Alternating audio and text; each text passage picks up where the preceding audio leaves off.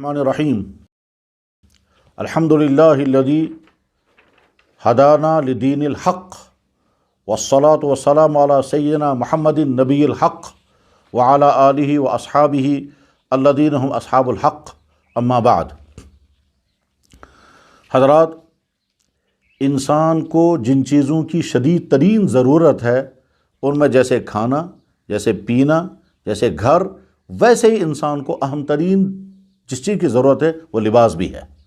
قرآن کریم میں اللہ تعالیٰ شانہ نے لباس کے متعلق کئی جگہوں پر ارشادات فرمائے ہیں، جہاں پر یہ بات ارشاد فرمائی ہے، اے انسانوں، ہم نے تمہارے لیے لباس اتارا جس لباس سے تم اپنے جسم کی شرم کی جگہوں کو چھپا سکو گے، اور ساتھ میں اس لباس کے ذریعے سے تم اپنے جسم کو اچھا بنا سکو گے۔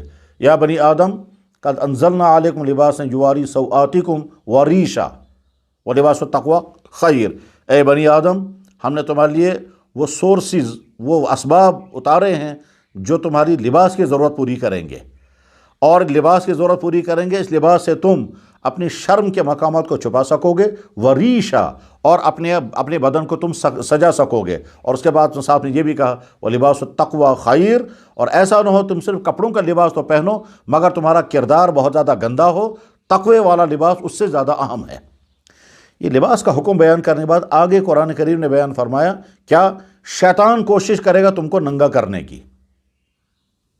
شیطان چاہے گا کہ تم کس طرح سے ننگے ہو جاؤ، جیسے تمہارے باپ کے لیے یعنی آدم علیہ السلام کے لیے شیطان ذریعہ بنا ہے کہ جنت ان کا لباس اتار دیا گیا تھا اور وہ برہنہ ہو گئے تھے، اور بعد میں وہ جنت کے پتوں سے اپنے اہم مقامات کو چھپانے کی کوشش کر رہے تھے۔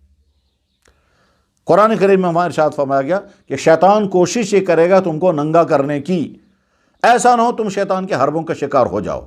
اس وقت ہم اپنے معاشرے کا جب دیکھتے ہیں تو صاف منظر نظر آتا ہے کہ شیطان نے کس طرح سے انسانوں کو ننگا کر دیا۔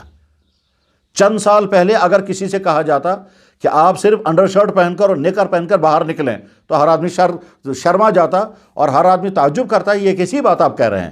لیکن آج ہمارے معاشرے کے اکثر لوگ انڈر شرٹ پہن کر کے اور نکر پہن کر کے باہر پھر رہے ہیں، اور وہ سمجھتے ہیں کہ ہم بہت کچھ بن گئے، وہ سمجھتے ہیں ہم ماڈرن بن گئے، ہم سمجھتے ہیں سیولائزڈ ہو گئے، وہ سمجھتے ہیں نہ جانے کیا ہو گئے۔ یہ وہی ہے، شیطان کے اثرات کے نتیجے میں ان کی حصے مل گئی، غیرتیں ختم ہو گئیں اور ننگے پھر رہے ہیں۔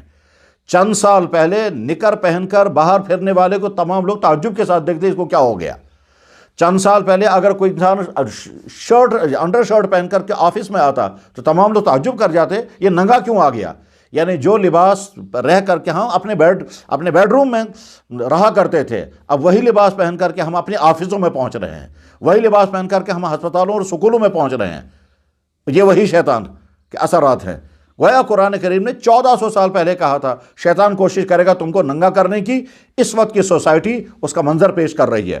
وہ تمام لوگ جو یہ فیشن چلا رہے ہیں، وہ تمام دکاندار جو اس طرح کے کپڑے پہن رہے ہیں، اور وہ تمام نوجوان جو ذہنی غلام بن کر کے اپنی کوئی سوچ نہیں، اپنی کوئی عقل نہیں، اور آج ایک قسم کا لباس کل کو دوسری قسم، وہ سوچیں کہ وہ شیطان کے حملوں کا شکار کس طرح سے ہو گئے ہیں۔ جو انڈر شرٹ پہن کر کے ہم کچھ عرصہ پہلے شادیوں میں نہیں آ سکتے تھے، وہی انڈر شرٹیں پہن کر کے آج شادیوں میں پھر رہے ہیں۔